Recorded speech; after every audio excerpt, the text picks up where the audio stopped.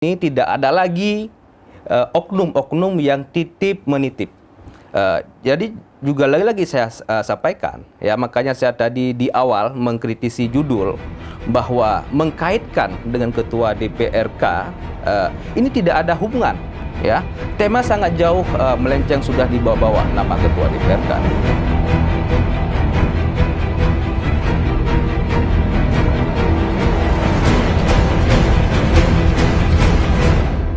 Oke, Assalamualaikum warahmatullahi wabarakatuh. Kembali lagi dengan saya Siti Aminah di channel PTM, tepatnya di episode ke-34 tahun ketiga edisi Kamis 15 Desember 2022. Bagi rekan yang belum subscribe, silahkan subscribe dan kita masih menunggu komentar yang positif dan membangun pastinya. Baik rekan PTM, menjelang pemilu 2024, saat ini proses seleksi untuk panitia pemilihan kecamatan atau disingkat dengan PPK itu sudah selesai dilaksanakan. Namun menurut informasi masih ada tahapan kecurangan dalam proses seleksi tersebut. Benarkah itu terjadi?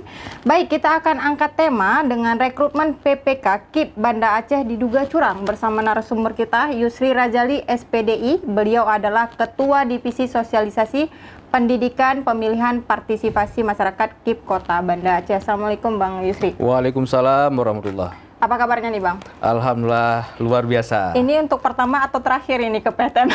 Ini yang pertama, saya ke PTM. Oh, yang pertama ini ke PTM ya. Dan mudah-mudahan bukan yang terakhir. Mudah-mudahan bukan yang terakhir. Bukan ini yang terakhir. Tidak ada dendam konsumat nih sama PTM ya? Ya tidak ada sebenarnya. Cuman saya dengan judulnya saja yang tidak sesuai dengan apa yang kenyataan terjadi seperti itu. Oh gitu. Jadi ini tema PTM ini dicurigakan ini ya. Ada rekrutmen PPK KIP Banda Aceh diduga curang. Tapi sebelum ke tema di Bang Yusri, bagaimana sebenarnya proses seleksi awal tahapan dalam PPK ini? Silakan Bang Yusri. Proses seleksi awal ini sebenarnya itu sudah sesuai dengan aturan yang ada, dengan peraturan KPU, dengan keputusan KPU dan juga dengan juknis dalam rekrutmen badan ad hoc ini. Itu dilakukan secara serentak ya, serentak nasional seluruh Indonesia dengan waktu yang sama, masa pendaftaran yang sama.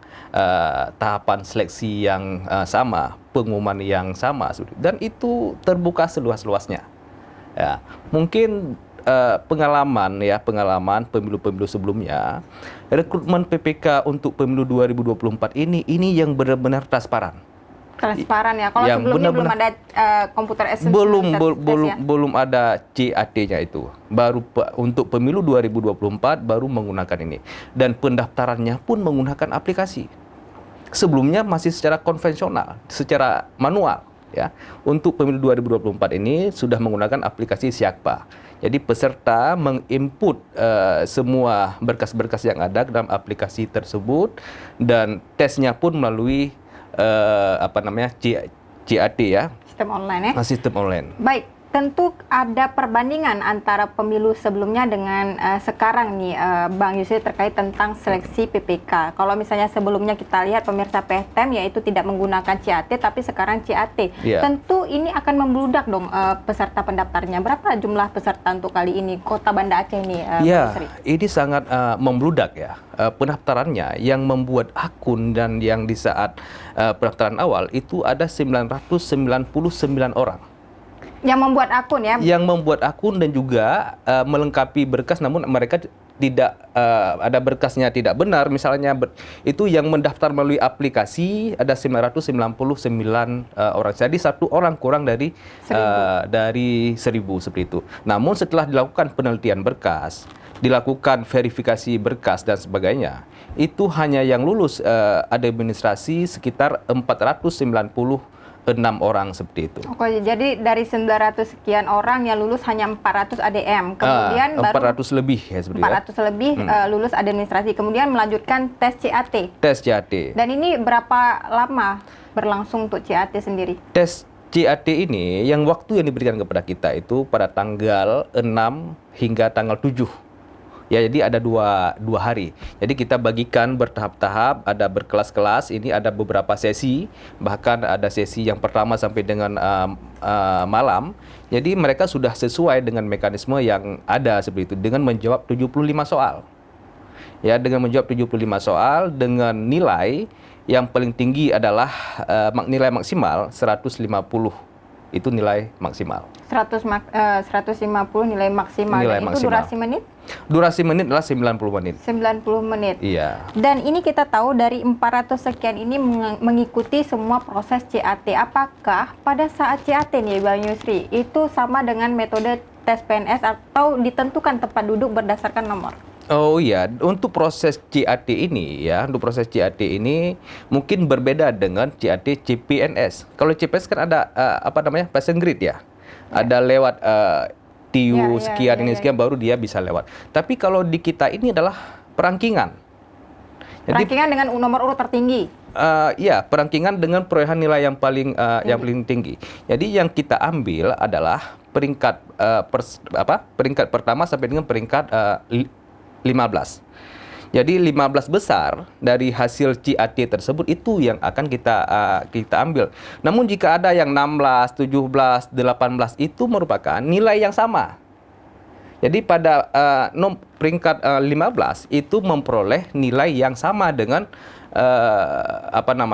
dengan yang nilai yang sama, misalnya ada 3 orang, 4 orang, ataupun 5 nilai yang sama, itu harus diluluskan semua seperti itu. Oke, artinya yang mendapatkan nilai yang sama harus diluluskan. Harus diluluskan. Tidak ada tes ulang untuk orang yang sama ya? Tidak ada tes ulang. Tetapi sebelum kita melihat perangkingan, kan ada nih proses CAT. Kalau ini kita duga ya, karena memang beberapa yang mengikuti tes ini, Pehtem menelusuri dari beberapa yang ikut tes, itu pada tes CAT, tempat duduk tidak diambil alih oleh peserta, tetapi oleh panitia ditentukan orangnya. Apa benar?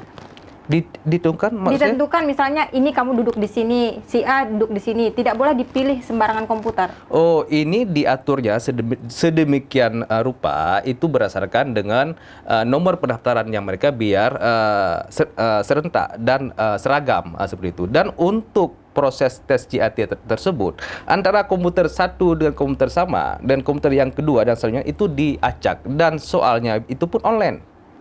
Jadi panitia lokal itu tidak bisa menentukan soalnya. Semua proses soal itu dimonitor oleh pusat seperti itu. Jadi hasilnya langsung keluar pada saat itu? Hasilnya langsung keluar. Oke, tetapi juga ada temuan dari Pehtem ini Bang Yusri. Benarkah ketika ada peserta yang melakukan CAT itu melihat handphone? Kalau misalnya ada peserta yang melihat handphone, memang itu kita meminta kepada peserta untuk tidak memasukkan handphone ataupun alat komunikasi apapun di dalam ini, karena itu dapat mengganggu proses ujian tersebut. Namun jika ada yang ditemukan, itu yang pertama sekali akan ditegur oleh penitia dan akan diambil handphonenya. Jadi tidak langsung itu didiskualifikasi. Kenapa? Kan sudah, apakah tidak diatur dalam syarat dan ketentuan sebelum masuk pada tahapan CAT? Jadi memang dalam proses lihat handphonenya ini, dia itu yang saya pahami untuk melihat handphone ini, peserta tersebut dia belum melihat handphonenya.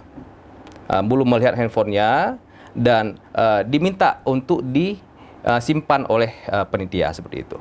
Belum sempat dilihat, bagaimana cara ketahuannya nih, Bang Yusri? Ya karena kebetulan. Apakah misalnya panitia tiba-tiba periksa nih kantongnya? Kebetulan di saat itu saya tidak ada di lokasi seperti itu. Saya tidak ada di lokasi, saya tidak tahu bagaimana prosesnya seperti itu. Namun lagi-lagi yang saya sampaikan, jika itu tidak sempat karena dalam durasi 90 menit menyelesaikan 75 soal, ya 75 soal, kalaupun dia nengok kiri dan nengok kanan, itu tidak sempat untuk menyelesaikan jawaban dengan tepat waktu. Karena begitu durasi waktunya sudah habis, dia langsung close. Dan dia harus dengan selesai. Dan untuk 15 besar tersebut pun itu adalah langsung sistem yang atur. Ya. Oke. Jadi tahapan perangkingan itu tersistem secara online. Dari 400 ini Bang Yusri, kemudian yang lewat CAT untuk ke tahap selanjutnya itu berapa orang? dari jumlah yang peserta lakukan untuk kabupaten untuk Kota Banda Aceh sendiri? Untuk Banda Aceh dari perangkingan ya, dari perangkingan tersebut yang sudah sebagai saya sebutkan tadi itu akan diambil 15 besar, bisa lebih jika ada nilai yang sama di peringkat yang Oke, lebihnya berapa? Ini kan ke-15. ada data. Lebihnya berapa? Ada yang lebih misalnya 16, ada yang 17 dengan total semua untuk Banda Aceh yang lewat CAT itu 160 orang seperti itu. 160. Dan itu ada tes tulis lagi atau memang langsung ke tahap Setelah lewat CAT itu ke tahap wawancara. Di wawancara itu kita melihat terkadang juga ada yang kemampuan akademiknya bagus, tapi belum tentu dia menguasai wilayah. Dia belum tentu menguasai daerah. Karena ada itu juga salah satu pertimbangan kami di dalam rekrutmen PPK ini seperti itu. Oke, dalam proses tahap wawancara, berapa orang yang mewawancarai? Dari lembaga mana saja? Yang mewawancari seluruh komisioner. Seluruh komisioner KIP Kota Banda Seluruh Aceh? komisioner KIP Kota Banda Aceh. Tidak ada intervensi lain? Tidak ada intervensi dari siapapun. Oke, tetapi ada penelusuran Pehtem, ada terjadi kecurangan di saat wawancara, apa benar? Itu tidak benar sama sekali. Lembaga kami, lembaga yang independen. Ya, selama saya dilantik menjadi komisioner KIP Kota Banda Aceh sampai dengan saya ini tidak ada satupun lembaga mengintervensi, ya, baik secara kelembagaan maupun secara personal, tidak ada yang mengintervensi KIP Kota Banda Aceh dalam menjalankan sebuah tahapan-tahapan pemilu dan demokrasi khususnya di Kota Banda Aceh. Pada saat wawancara, ya, wawancara ini apa poin nilai yang paling tertinggi di situ? Nilai pertanyaan yang paling tertinggi? Nilai pertanyaan sebenarnya semuanya sama. Jadi ada 3 yang akan kita nilai ya seperti itu ya. Yang pertama adalah kemampuan tentang kepemiluan. Yang kedua adalah pengetahuan tentang integritas dan juga wawasan kebangsaan. Yang ketiga adalah pengetahuan tentang rekam jejak si peserta. Dan itu 3 hal tersebut yang akan kita nilai seperti itu.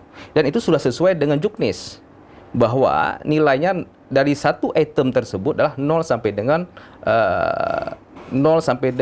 100. Jadi ada 3 item tersebut, berarti nilai maksimal peserta adalah 300 untuk wawancara seperti itu. Oke. Apakah nilai pada saat wawancara itu transparansi diumumkan?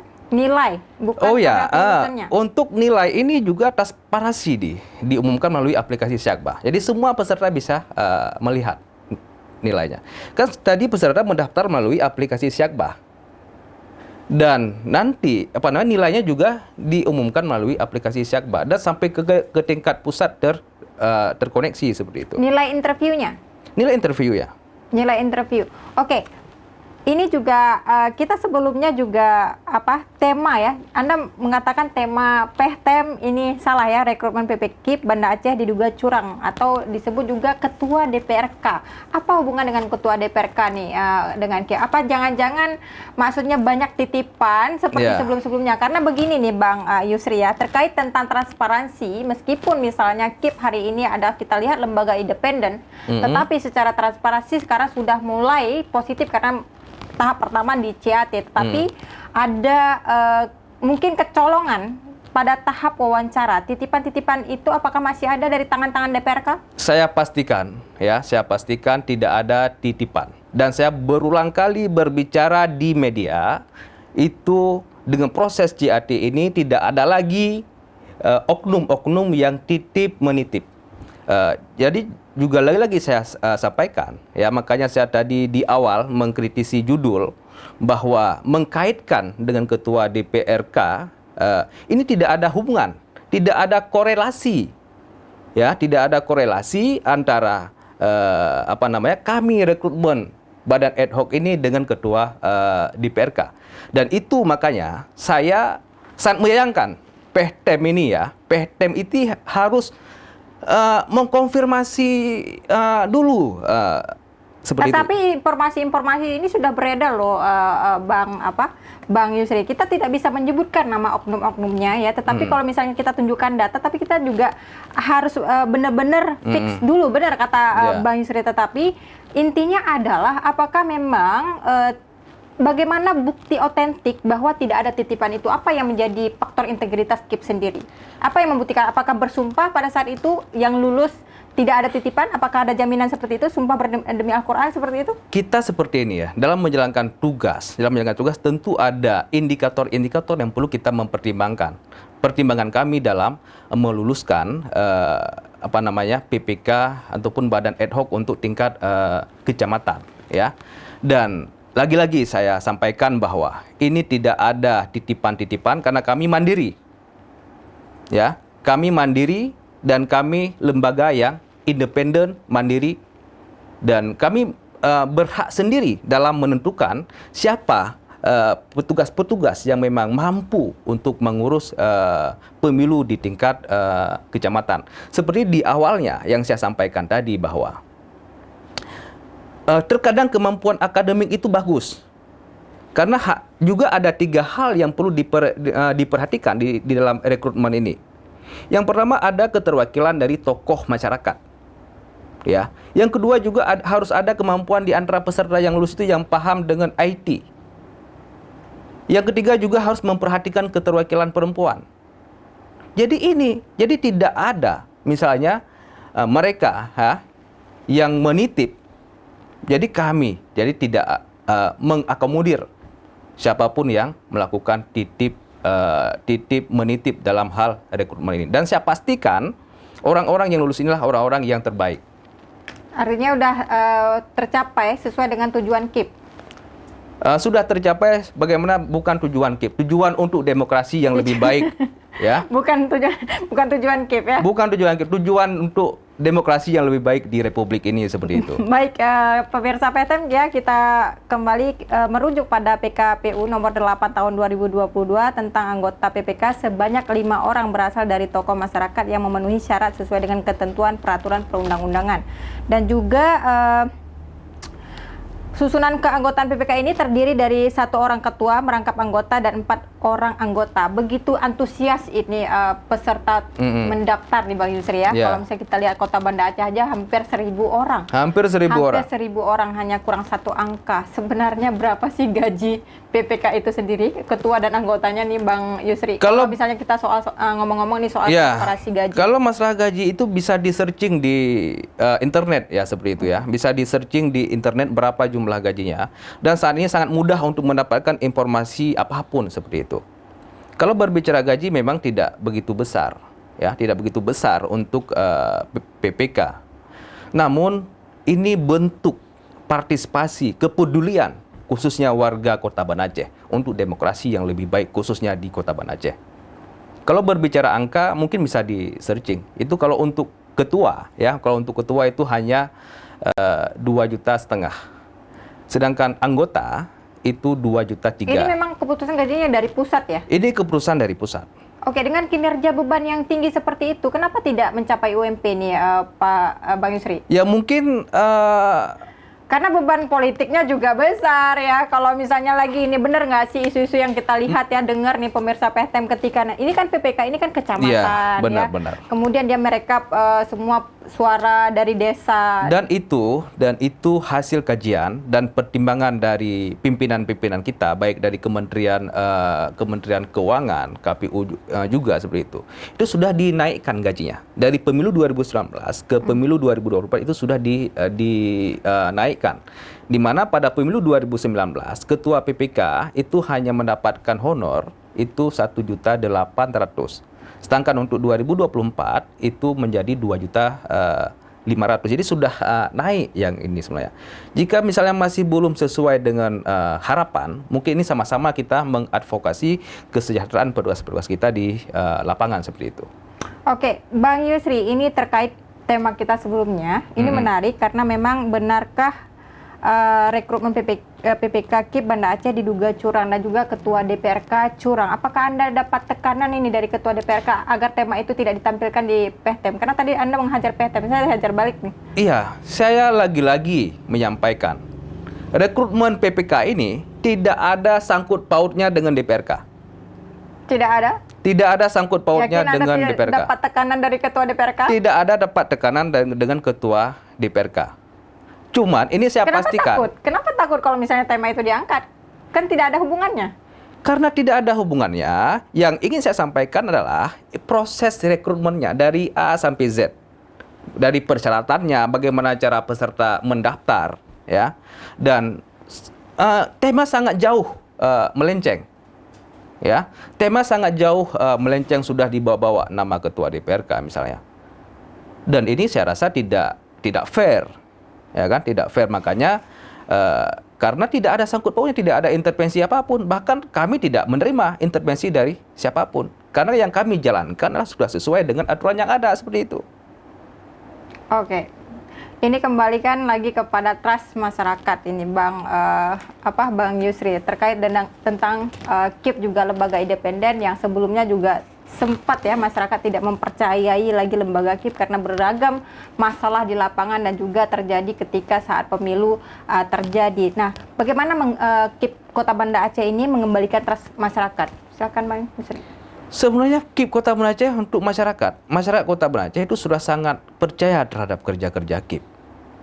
Jadi saya rasa Ibu bisa dibuktikan dengan lembaga survei apa yang membuktikan KIP dipercaya sama masyarakat? Kalau misalnya kita lihat beberapa data survei pemilu sebelumnya ya, banyak lembaga survei menyatakan tidak percaya lagi kepada lembaga KIP. Kita bisa melihat pada 2019 KPU mendapatkan penghargaan bahwa lembaga yang sangat transparansi terhadap data, seperti itu, sangat terbuka. Itu bisa searching di internet.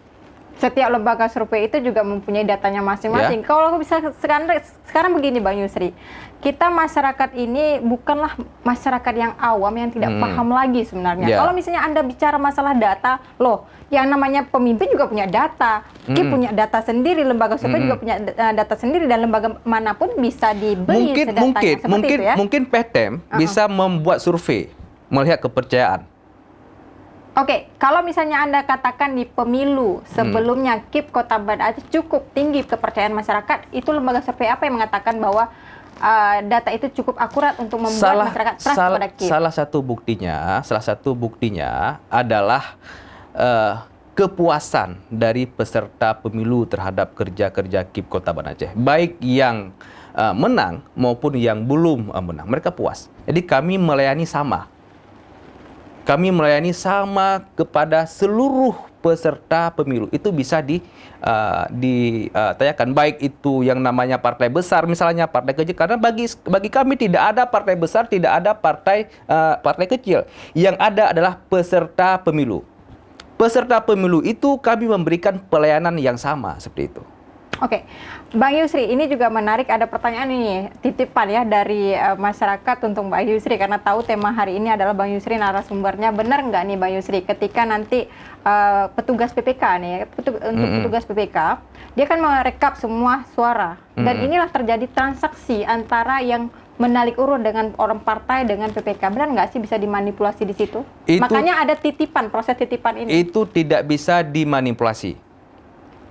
Ya, untuk di Kota Banda Aceh, saya pastikan kalau jika ada petugas ataupun PPK yang melakukan curang seperti itu akan kami sidang dengan sidang etik.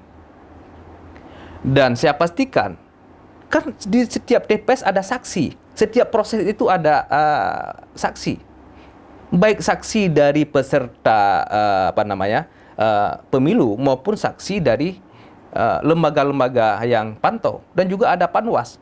Jadi PPK dan PPS yang di tingkat kampung, mereka tidak bekerja sendiri. Jadi bekerja bersama-sama, seperti itu. Ada panwas, ada saksi dari partai politik, dan juga ada lembaga yang akan pantau. Jadi tidak bisa dilakukan manipulasi seperti itu. Jadi kalau seandainya terjadi pelanggaran, akan ada punishment dari KIP sendiri untuk panitia PPK-nya? Akan ada punishment. Baik, jadi untuk closing statement nih Bang Yusri, karena pembicaraan kita hari ini ya hanya soal transparansi KIP Kota Banda Aceh kepada masyarakat. Silakan sampaikan kepada pemirsa PTM yang ada di rumah Bang Yusri terkait tentang transparansi pemilihan atau seleksi PPK dan PPS ke depan. Saya menyarankan, mengajak ya anak-anak muda yang peduli terhadap demokrasi yang lebih baik untuk terlibat di dalam proses demokrasi ini seperti itu. Baik terlibat sebagai PPK yang sudah lulus, ya yang sudah kami umumkan lulus, yang belum lulus, ayo mendaftar sebagai PPS yang ada di tingkat kampung ataupun di tingkat desa. Jika memang misalnya bukan sebagai penyelenggara, ayo karena sesuai dengan tema kita, awasi kerja-kerja kami. Ya, jika misalnya karena kami lembaga yang sangat transparan. Ya, kami lembaga yang sangat transparan, kami mengajak anak-anak muda siapa saja khususnya warga Kota Banda Aceh untuk pantau terus. Ya, semua tahapan-tahapan yang akan kami lakukan seperti itu. Oke, kalau ada terjadi pelanggaran, kemana dilapor nih Bang Yusri?